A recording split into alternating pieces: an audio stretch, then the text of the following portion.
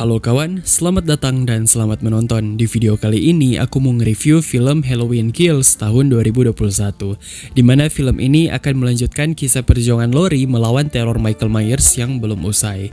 Sebelum lanjut, aku mau ngingetin bahwa video ini berpotensi spoiler, so be wise and watch at your own risk. Want your mask? Come and get it! I'm coming for you, Michael.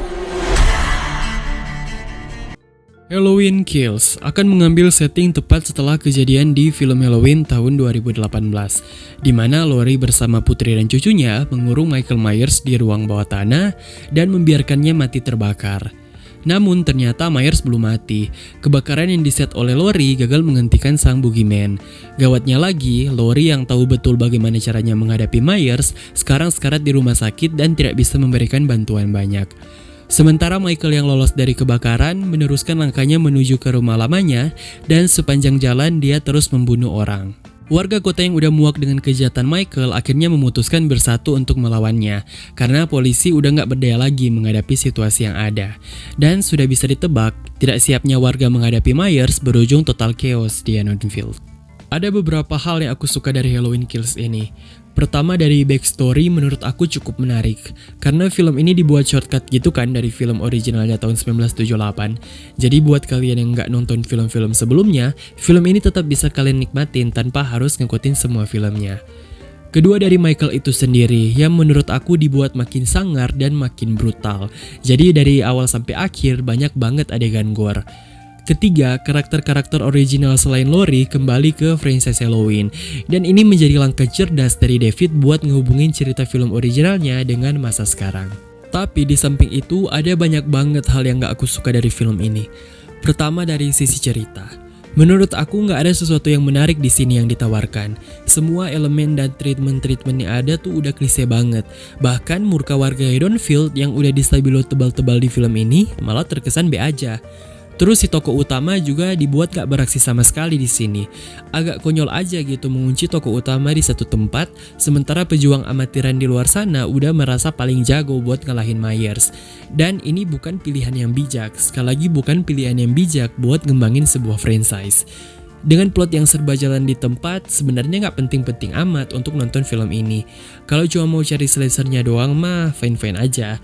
Tapi dari segi cerita, dari aku big no. Menurut aku film ini lebih cocok dinamai Halloween 2018 Part 2 daripada film sequel yang berdiri sendiri. Kemudian dari sisi karakter, hal yang paling lemah dari film ini menurut aku datang dari presentasi karakternya.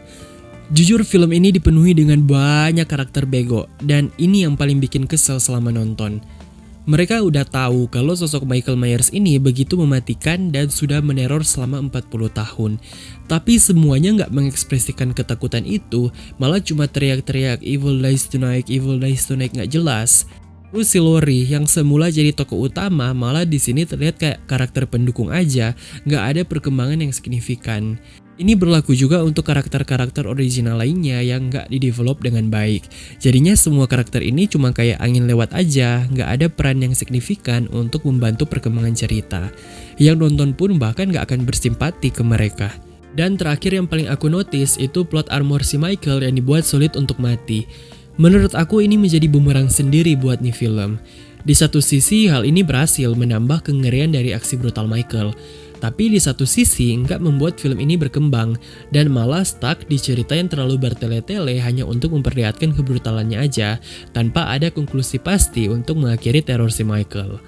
Bagi para penonton psikopat yang suka darah-darah mungkin akan suka dengan film ini karena dari awal sampai akhir darah nggak pernah absen di sini.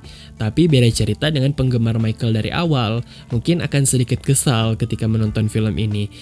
Cuma satu sih harapan aku, semoga final battle antara Laurie dan Michael di Halloween Ends tahun depan bisa ditutup dengan baik, bukan lagi dengan anti klimaks yang konyol kayak gini. Buat kalian yang udah nonton, gimana pendapat kalian? Tulis di kolom komentar ya.